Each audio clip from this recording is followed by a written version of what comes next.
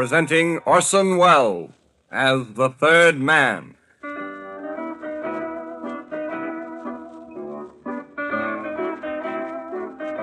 The Lives of Harry Lime, the fabulous stories of the immortal character originally created in the motion picture The Third Man, with zither music by Anton Karas.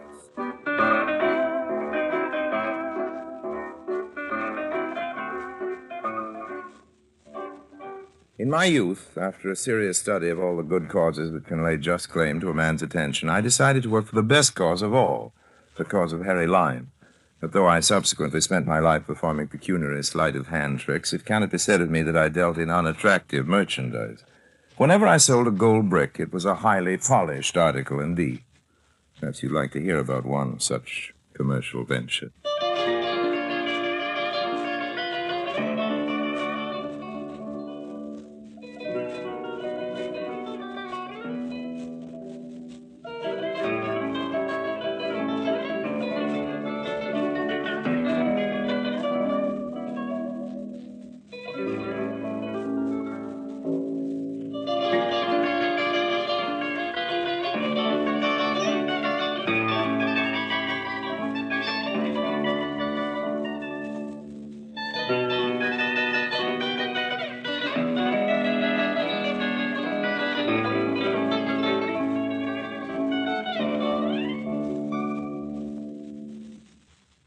And now, Orson Welles as Harry Lime, the third man, in today's story, Turnabout is Foul Play.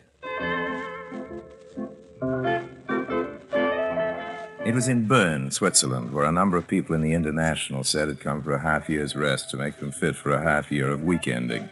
I was with these people, but not by any means of them, for I'm well known to be a man of sober and industrious habits who never stops working for a minute, especially in places where the wealthy have congregated with loosened purse strings. The man I was doing business with was Hans Kroptz, a German industrialist. Herr Kroppt didn't know that I was doing business with him. Herr Kroppt never saw me, as a matter of fact. I used to sit on the veranda of the hotel, just at the point where it made a turn, and around the turn, Herr Kroppt would sit talking to let's call him a partner of mine, Kurt Mannheim. I listened, and with interest always, for I am never bored by my work. I am disappointed in you, Herr Mannheim. Oh, why should that be, Herr Kopp? You have told me that you know all the people who come here. Oh. You have told me that you will be able soon to find some solid commercial opportunity for a man of my genius.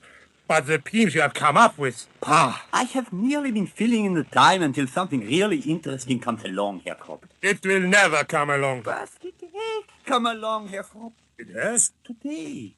What is it? It would take a great deal of capital. I am Hans Kroppt. There's no lack of capital. Very well. Bill Foster registered here today. So? Bill Foster is an English representative of the United Nations.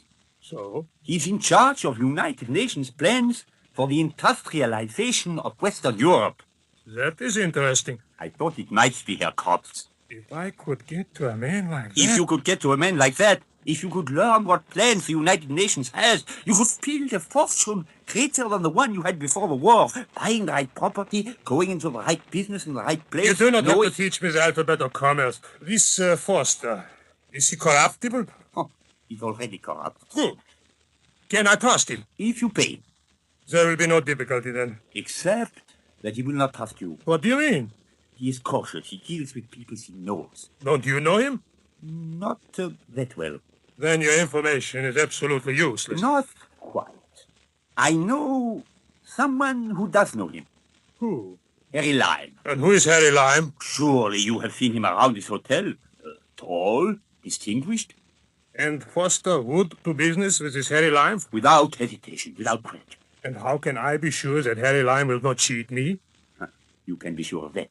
What you cannot be sure of, Herr Kopp, is that he will help you at all. Why not? For the same reason that he will not cheat you. You have strange and disgusting acquaintances, Herr Mannheim. Harry Lime is incorruptible. Incorruptible? This incorruptible person is the only man in Bern who could act as a go-between with Foster? That is correct. Very well. We shall try to corrupt Harry Lime. So, Herr Kroppt was going to try to corrupt me. Being a highly moral man, I've always delighted in biting biters, sinning against sinners, and fleecing crooks. So I looked forward to meeting Herr Cropt with a pleasure I was wise enough to conceal when the next day I allowed Kurt and Herr Cropt to run into me in the lobby of the hotel. Mr. Lime. How are you, Mr. Lime? Herr Mannheim, isn't it? Yes, and I would like to present Herr Cropt. How do you do, Mr. Lime? How do you do? Hans Cropt. You have heard of him, surely. Oh, yes, I've heard of you, Herr Cropt. I heard an account of your trial. Sorry your friend had to die.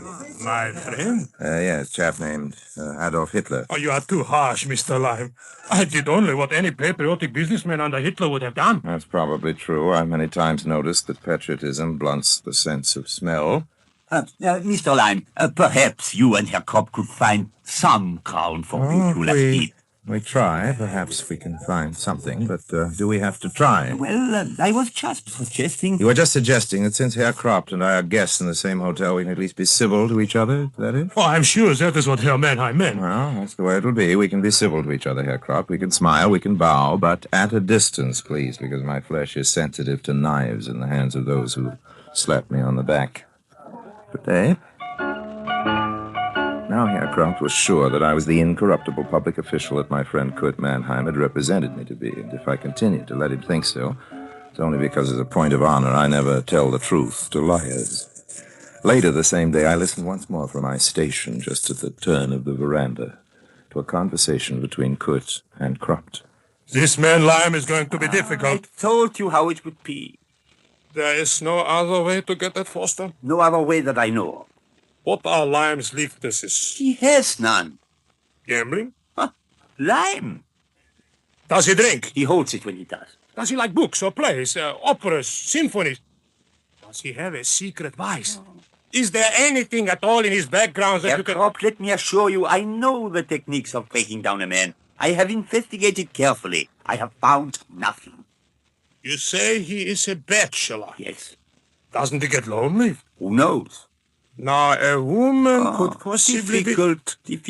Why is This man likes ultra-respectable women. Then an ultra-respectable woman could... An ultra-respectable woman who will do your bidding? It is difficult. I wonder... Yes?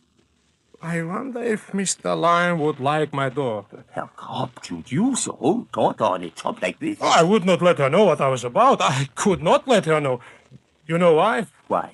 Because she is like this man Lime. Exactly like him. She is stuffy, she is proper, respectable, she is moral, she preaches. Ah, she does sound like Lime. Yes, and if Lime likes, I may be able to get around him. It will be a good joke on my daughter, eh, Kurt? She preaches at me all the time. Now she is going to help me. Listening there on the veranda, I was appalled. I'd played my part all too well. Now I was to be wooed. Not in any of the ways I could have suggested myself to Herr Cropt, not with money or entertainment, or by having a lewd and lovely dancing girl smile seductively upon me. No, I was to be thrown into the company of an earnest, bookish, sniffing do-gooder with glasses, most likely, and acne. A joyless drab who would in all probability avoid the use of the complexion aid she would so sorely need. And I would have to act up to this gargoyle. Well, business was business. Kurt informed me that I had 2 days reprieve for Frida, which was the preacher's name, would not arrive until Friday. I spent those 2 days in prayer, but by no means in fasting. And when Friday was all too soon upon us, I stationed myself in the lobby and waited to be accosted by Herr Cropt. Mr. Lime! Oh, hello there, Cropt. When my friend Mannheim introduced us the other day, Mr. Lime, you were good enough to say that you felt we should be civil. Yes, I did, at a distance. I understand. I am presuming on you now, Mr. Lime, asking you to understand that I am not the bad fellow I am supposed to be. Asking you as the least to be pleasant to my daughter. She has just come to stay here with me. I'd be very happy to be pleasant to your daughter. She is here. You would care to meet her? Certainly. Oh, Frida! Frida! Yes, Papa? Well, the girl who tripped toward us was not the girl I had been expecting. No glasses, no acne, no need of complexion aids. She was young and lithe, with corn blonde hair and rather serious blue eyes set in a face all peaches and cream. I'm afraid I staggered my way through the introductions. Perhaps you two young people would like to go into the patio or go for a hike? Is that what you call it? Papa, are you not presuming? Mr. Lime may have other uses for his time. Oh, no, not at all. I should be honored if you'd come with me into the patio, Fräulein Krupt. Fine. Patio. I have some business to attend to. I will see you at dinner, Frida. I must apologize for Papa. Oh, why? He so obviously threw me at you. Oh, no, not at all. I don't know what to think. I'm very embarrassed. If you're a sample of his throwing arm, he should be with the New York Yankees, honey. You're very gallant. I'm very much smitten. I do not ordinarily approve of my father's friend. Fine, because I'm not a friend of his. The fact is, I don't approve of your father very much. Okay? I don't blame you. But we shouldn't let such things make any difference to us, should we? The patio? By all means, Mr. Lime.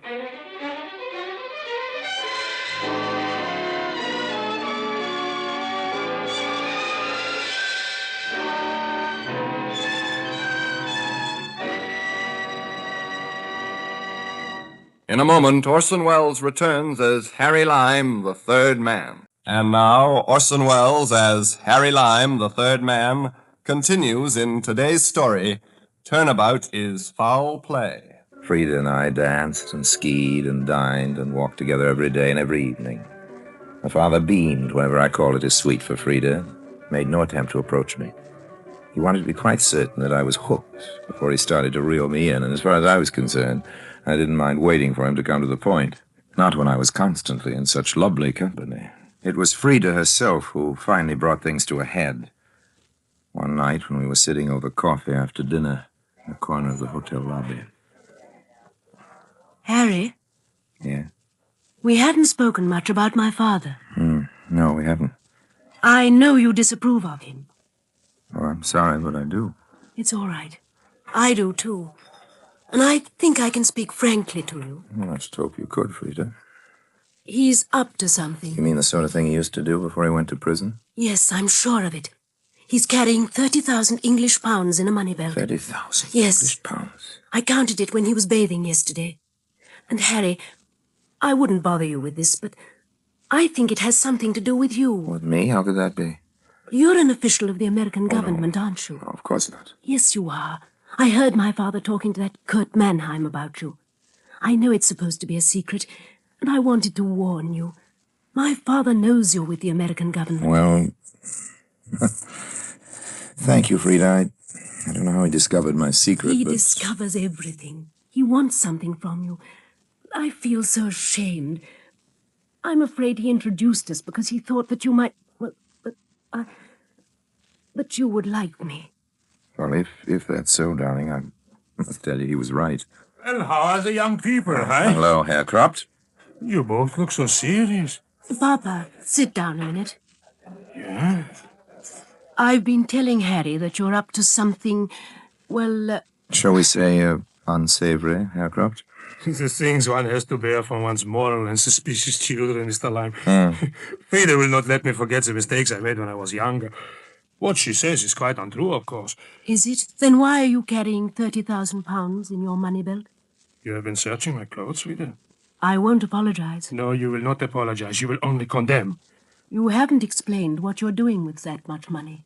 Well, you know the international refugee group you are so interested in. Yes? The drive opens next week. I was going to try to bring joy to your heart by giving the money to them. I do not believe you. I have listened to enough, Frida. You may go to your room. No, that's the most ridiculous Never thing mind, Harry. I'm a dutiful daughter. I will go, Papa. Goodbye. She is a dutiful daughter, Mr. Lime. In some ways. You brought her up in the old-fashioned way, I suppose? Exactly. And since I intend to marry her, I suppose I must let you know it before I let her know it. Seems silly, doesn't it? She would never marry without my saying that she could. I'm asking your permission, then. Mr. Lime, do you know Bill Foster, a United Nations man staying here at the hotel? Yeah?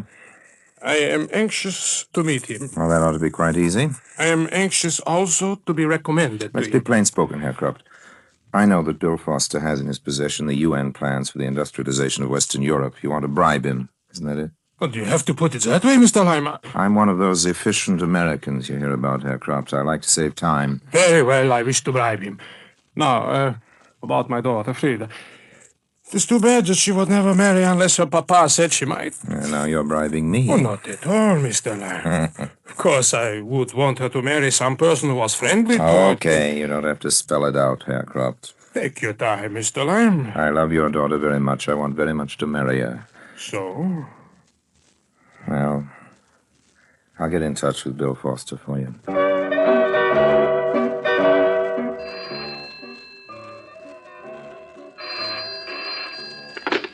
Foster here. Bill, this is Harry Lime. Everything's all set. Crops Britain? Hard. Got some impressive-looking plans made up? I've got 'em. Okay, I'll bring Croft around this afternoon. So long. Bye. That was that. We were ready to take Croft's 30,000 pounds, and if I had any regret at all, it was that I wouldn't see Frida again. Then I've always found in such cases that there are other girls. Wherever you go, you find other girls to take the place of the girls you don't dare to get in touch with again. The world is full of wonderful things, including the money that men like Croft are willing to pay for a few phony papers. So I brought Croft to Bill Foster's room that afternoon.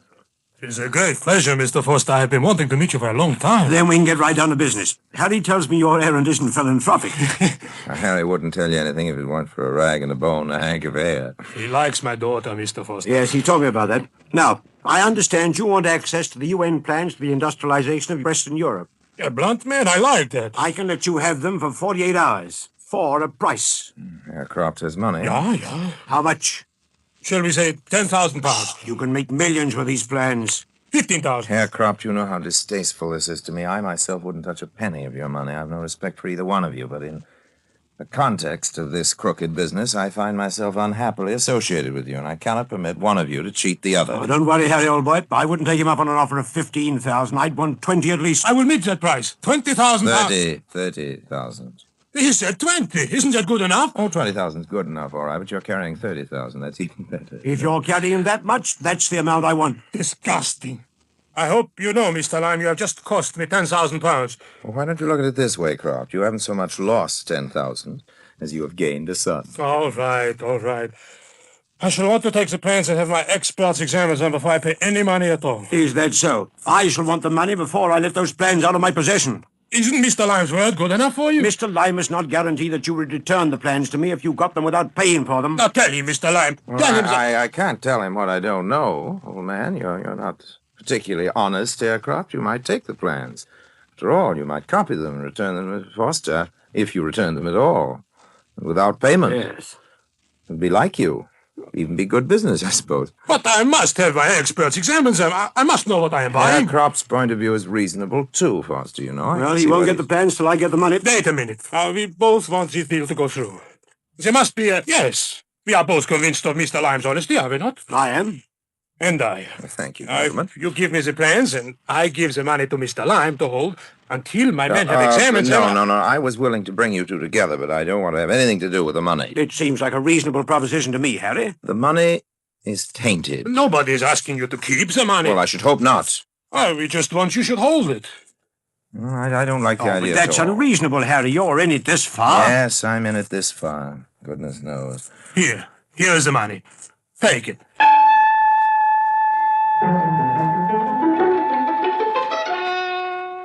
It was a great pleasure to stand there looking unhappy and reluctant and to have that great pig of a Croft force the money on me.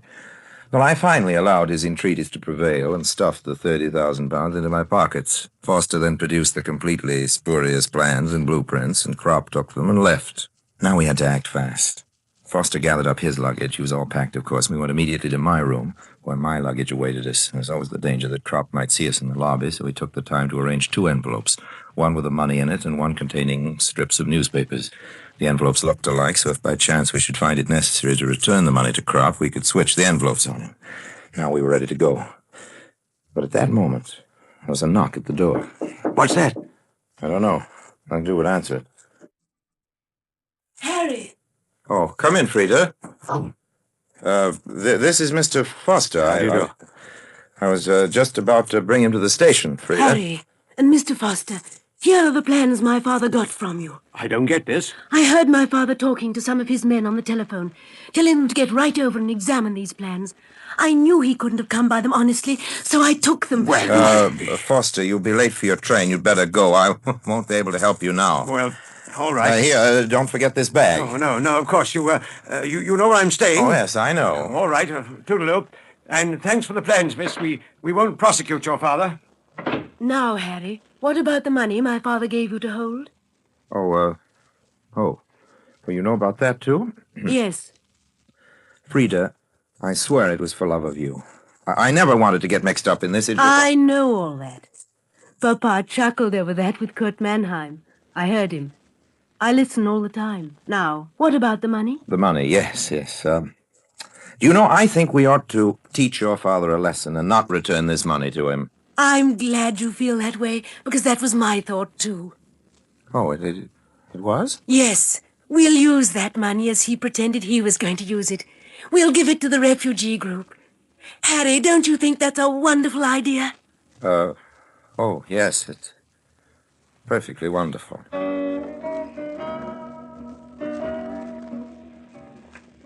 She was looking at me, and she had her hand out, and I knew I had to give her the money.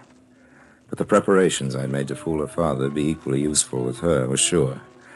I took out the envelope containing the money. I handed it to her. I had her count it, put it back in the envelope, and seal it. Then I spoke casually about a picture on my wall. When she looked toward it, I did the old switcheroo with the envelopes. Both envelopes were now in my bureau, but the one with the money in it was under a magazine.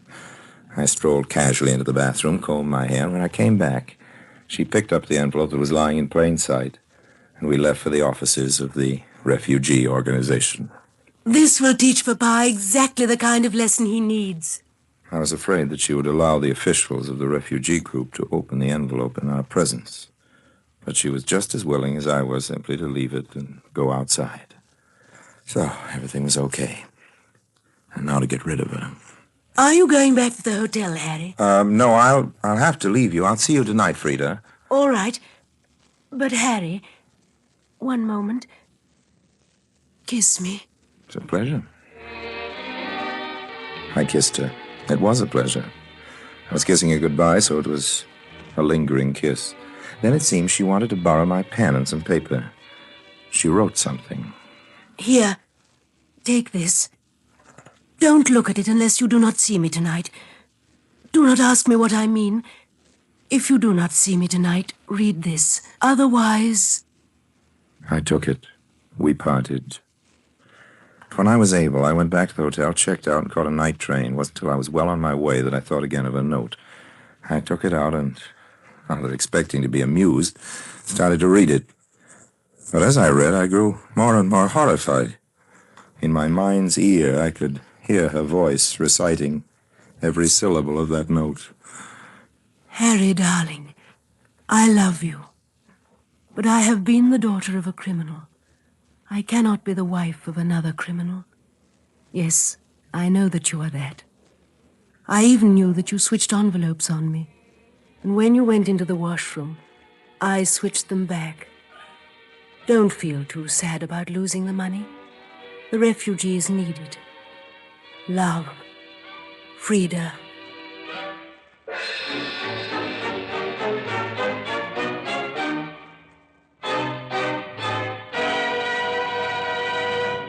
Harry Lime will be back in just a moment. And now, Harry Lime. A long time ago, when I was a little boy, I got into a fight with another kid. He gave me a terrible beating. That was the worst moment in my life. But this was the second. However, one must be brave. One must take the bad with the good. Suppose it might have been worse. Suppose I was married to an honest girl like Frida. The very thought sends a shudder down my spine. So long now.